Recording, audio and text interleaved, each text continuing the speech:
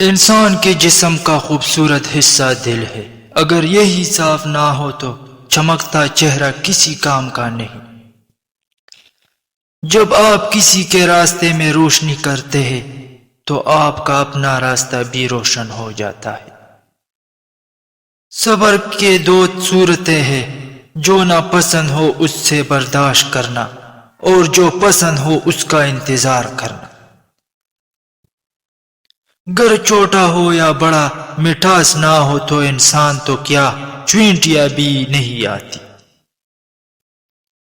جس خواہش کو تم اللہ کی رضا کے لیے رد کر دیتے ہو، وہ اسی خواہش پر راضی ہو کر اسے تمہارا مقدر بنا دیتا ہے۔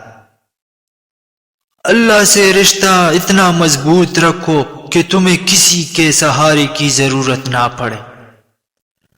حضرت علی رضی اللہ تعالی عنہ نے فرمایا، اگر تمہیں کوئی صرف اپنی ضرورت کے وقت یاد کرے تو پریشان مت ہونا، بلکہ فخر کرنا کہ اسے اندھیروں میں روشنی کی ضرورت ہے اور وہ تم ہو۔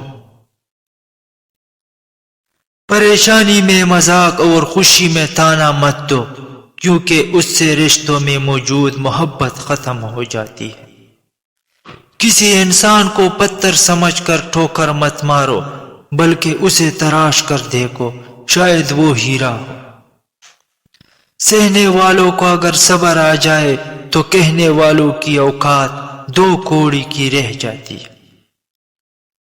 مشکل وقت میں ہمیشہ دعا مانگا کرو، کیونکہ جہاں انسان کا حوصلہ ختم ہوتا ہے وہاں سے اللہ پاک کی رحمت شروع ہوتی ہے۔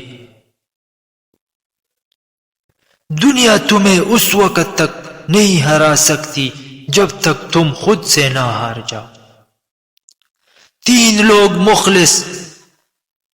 تین لوگ جب آپ کے سامنے بات کر رہے ہو تو انہیں مت روکو، والدین، بچے اور غمزدہ انسان، کیونکہ ان کا دل بول رہا ہوتا ہے۔ جھوٹ بول کر جیتنے سے اچھا ہے کہ تم سچ بول کر ہار جاؤ۔ میں نے دو طرح کے لوگوں سے دھوکہ کھایا ہے، ایک وہ جو میرے اپنے تھے، دوسرے وہ جو میرے بہت قریب تھے۔ غصے کے وقت برداشت کا ایک لمحہ آپ کو 1000 دفعہ شرمندہ ہونے سے بچا سکتا ہے۔ انسان تب سمجھدار نہیں ہوتا جب وہ بڑی بڑی باتیں کرنے لگے، بلکہ انسان تب سمجھدار ہوتا ہے جب وہ چھوٹی چھوٹی باتیں سمجھنے لگے۔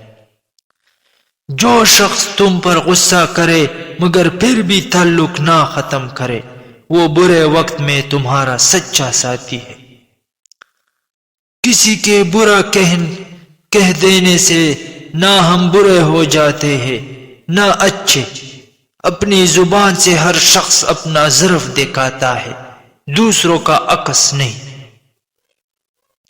امید کبھی نہیں چھوڑنا، کل کا دن آج سے بہتر ہوگا انشاءاللہ۔ حضرت علی رضی اللہ تعالی عنہ نے فرمایا، دنیا کا امیر شخص وہ ہے جس کے دوست مخلص ہو۔